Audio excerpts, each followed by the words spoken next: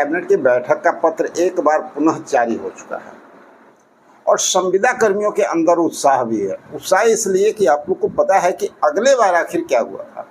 अगले बार भी बहुत सारी उम्मीदें बंधी हुई थी, लेकिन उन सारी उम्मीदों पे पानी फिर गया। लेकिन चूंकि संविदा कर्मी हमारे साथी जानते हैं और अच्छी तरह उन्हें पता है कि हमारा कार्य सरकार करेगी ही।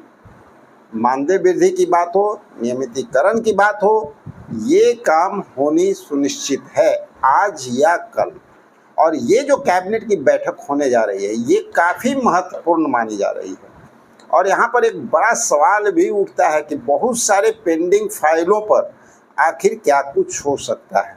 तो चलिए देखेंगे कि भाई कौन सा पत्र निकला है और किस डेट में किस समय जो है कैबिनेट की बैठक होनी सुनिश्चित हुआ है, और साथ ही जो पेंडिंग फाइलें हैं उसके ऊपर सरकार का नज़र क्या है। नियमितीकरण को लेकर सरकार की मंशा क्या बता रही है, साथ ही मानदेय वृद्धि को लेकर के सरकार की मंशा क्या बता रही है।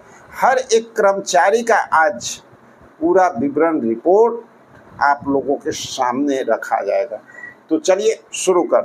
काफ़ी महत्वपूर्ण होने जा रहे हैं। स्क्रीन पर आप देख रहे हैं यहाँ पर कैबिनेट से निकला हुआ पत्र आप लोग के सामने। कैबिनेट यानी सचिवालय के द्वारा एक पत्र जारी कर दिया गया है। 6 जुलाई 2026 को ये जारी किया गया, एकदम आधिकारिक पत्र है। और 8 जुलाई की बैठक में 8 जुलाई को जो कैबिनेट की बैठक होनी है उसके लिए ये पत्र जारी किया गया है। यहाँ पर लाखों संविदा कर्मियों का इंतज़ार खत्म होने की उम्मीद है क्या? आज हम इस वीडियो में पूरे विस्तार से विश्लेषण करेंगे कि इस विभाग के कर्मी को क्या बड़ी मांग है। तो वीडियो को बिना स्किप किए अंत तक देखिएगा। बिहार कैबिनेट की बैठक के लिए जो है पत्र सचिवालय के द्वारा जारी कर दिया गया। 8 जुलाई संध्या 5 बजे कैबिनेट की बैठक होनी है और इस बीच में कुछ महत्वपूर्ण बातें निकल करके सामने आ रही है। बहुत सारे पेंडिंग फाइल जो पड़ी हुई थी उस पर भी सरकार के अंदर कुछ हलचल देखने को मिल रहा है। कुछ ऐसी बातें जानकारी जो सूत्रों के हवाले से आ रही है जिससे पता चल रहा है कि बहुत सारे पेंडिंग फाइलों पर भी काम हो सकता है। आखिर कौन कौन से वो कर्मचारी हो सकते हैं जिनका उम्मीद बन सकता है, आज विस्तार पूर्वक इसको हम लोग जानेंगे। आइए एक एक करके बात करते हैं बिहार के उन प्रमुख संविदा कर्मियों की जिनकी सेवा शर्तों और मानदेय का पूर्ण निरीक्षण लंबे समय से सरकार की फाइलों में दबा हुआ है। यहाँ पर शुरुआत हम लोग करते हैं रसोइया और परिचारी। प्रमुख मांग इनका क्या है? समायोजन, मानदेय में वृद्धि।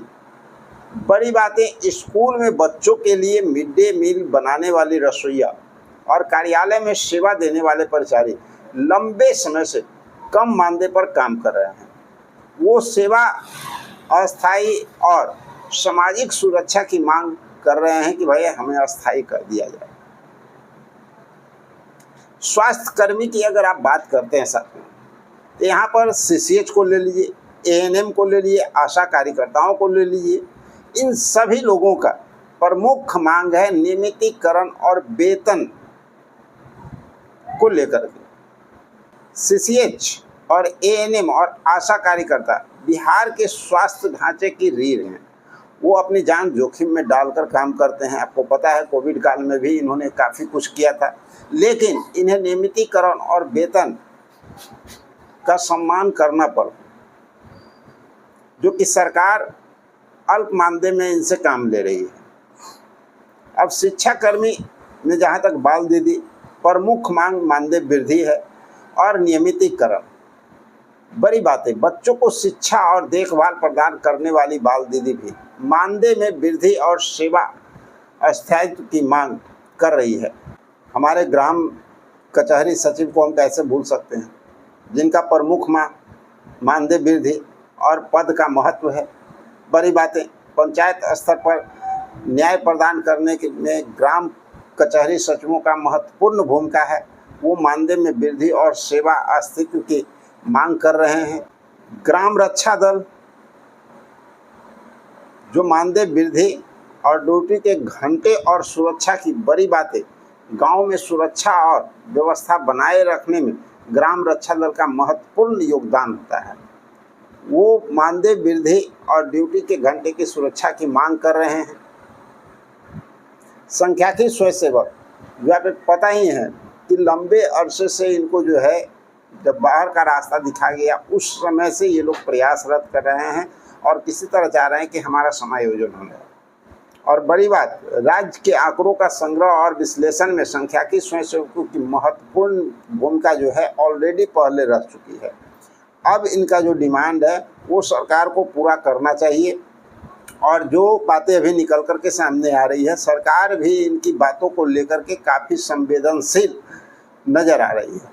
तो उम्मीद है कि इस बार कुछ हद तक हमारे संविदा कर्मियों के लिए बहुत कुछ जो है कैबिनेट में देखने को मिल सकता है। सरकार के पास इन सभी विभागों की कमेटियों की रिपोर्ट पहले से मौजूद है। ऐसा नहीं है कि भाई आज जाएगा कल जाएगा, ये पहले से है। कल की निराशा के बाद जो अगला कैबिनेट हुआ था, आप लोग को याद होगा, अगले कैबिनेट के संविदा कर्मियों को काफ़ी निराशा हाथ लगी थी। लेकिन इसके बाद हम सभी लोग एकजुट हैं और यह संभावना है कि 8 जुलाई को सरकार किसी बड़े फैसले की घोषणा कर दे।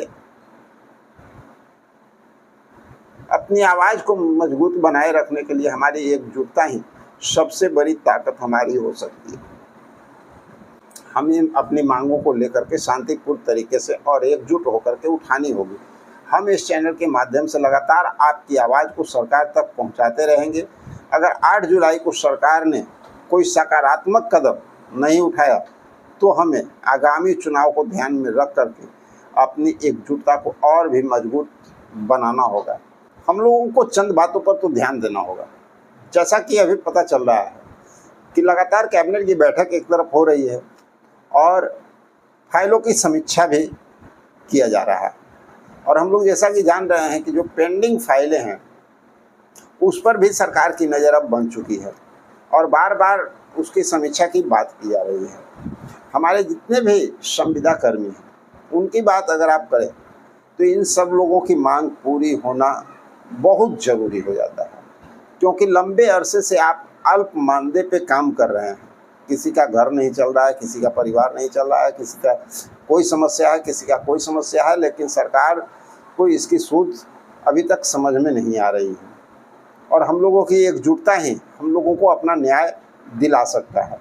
जैसे कि आप किसान सलाहकार को ले लीजिए, लेखापाल को ले लीजिए, मानव बल, आशा कार्यकर्ता, आंगनवाड़ी सेविका, सहायिका, चौकीदार, लोक शिक्षक, मदरसा के शिक्षक, तालीमी मरकज, ग्राम रक्षा दल, ग्राम कचहरी के सचिव, पुराने वार्ड सचिव, कस्तूरबा गांधी बालिका विद्यालय के कर्मचारी,